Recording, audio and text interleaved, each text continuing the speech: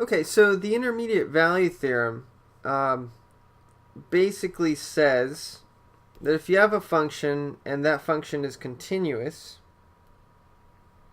so let me just draw an example of a continuous function, and let me plot 2 points. Let's say this is A, and let's say this is B.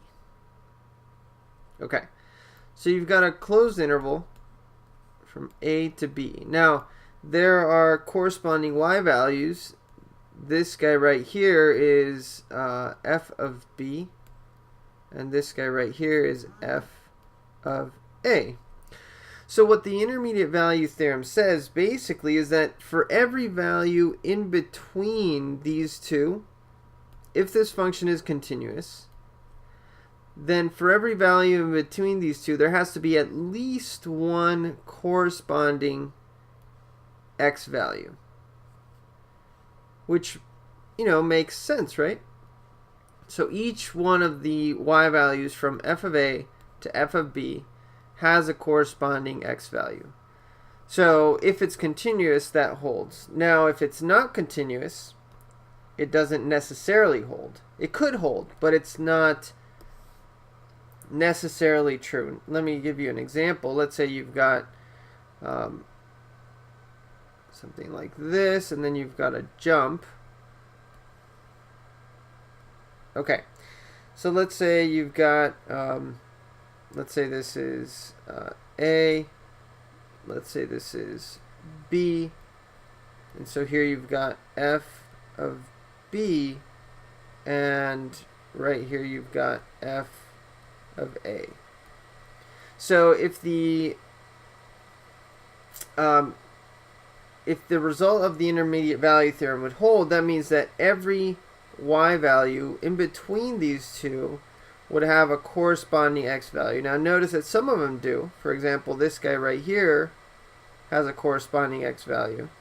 This one right here does too, but there's several that don't have a corresponding x value at all.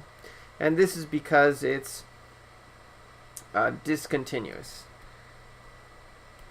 So that's basically what the intermediate value theorem says. Now I want to give you another example of a case where the conditions don't hold. So this is a discontinuous function.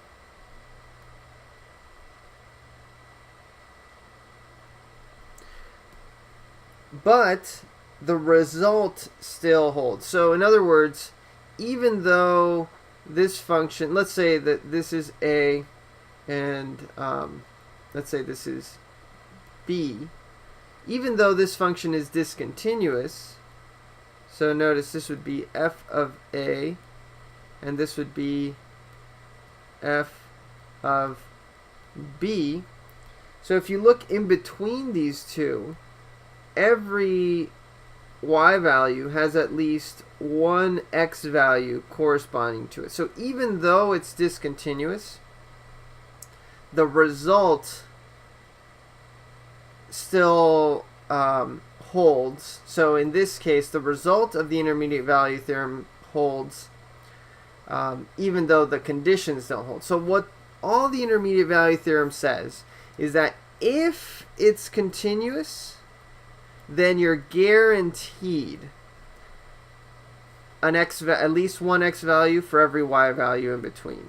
If it's not continuous, it's possible that it could happen, but it's not guaranteed, much like you have in this case. So from this is an important corollary, and that is that you can use this to find zeros using the bisection method. Because if that's the case, if what I just said is true, if that's the case, imagine you have a function and let's say it looks, something like, let's just say something like that. Okay, so let's say this is point A, this is point B. Now imagine that this function, you're not looking at this function. Let's say you're looking at, a formula for this function. But let's say that you know that f of a is right here. Let's just imagine, why don't we, instead of a, let's do just numbers. Let's say this is, we're just going to make some up. Let's say this is 2. Let's say this is 7. So, and let's say this is -4.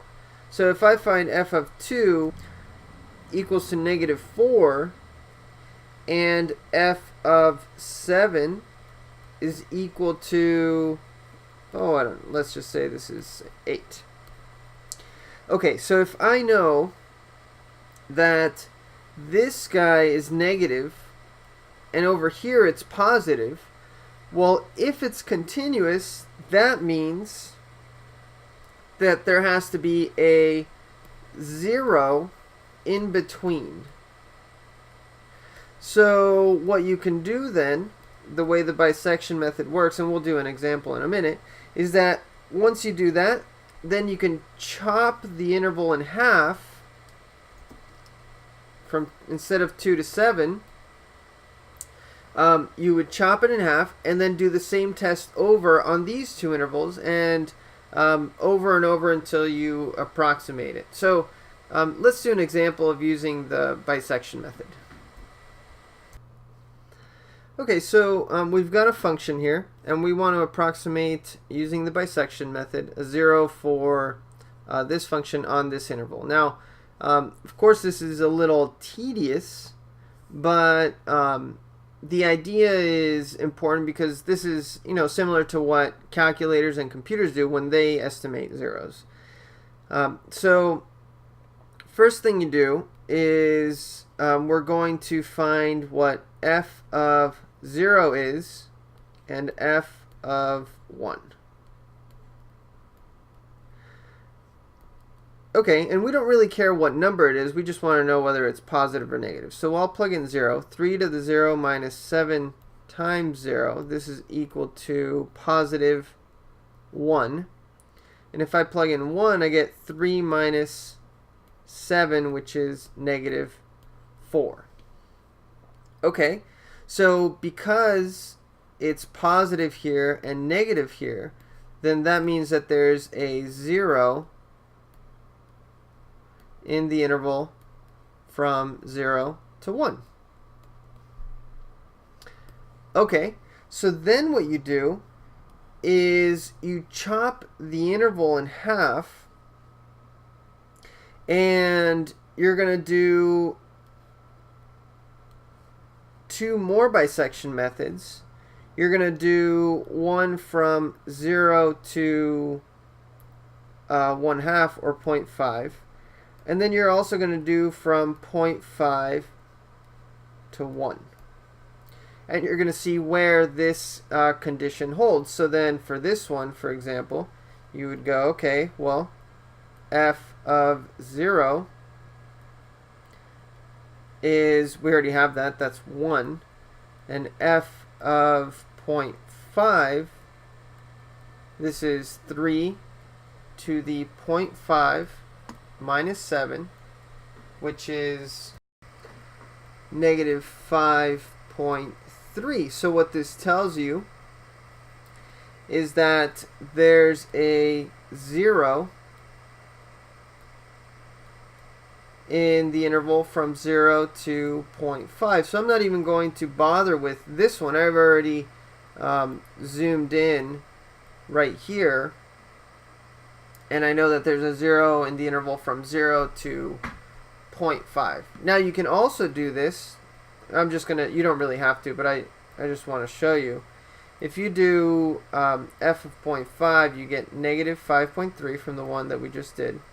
And f of 1 is negative 4 from the one we did earlier. So here, they're both negative.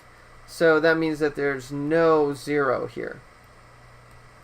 Again, I didn't really have to do that, but I just wanted to show you. So since I know there's a 0 in the interval from 0 to 0.5, then the next iteration is going to be, I'm going to break that up into two intervals. One from 0 to 0.25, so again you split it in half, and the other one from 0.25 to 5.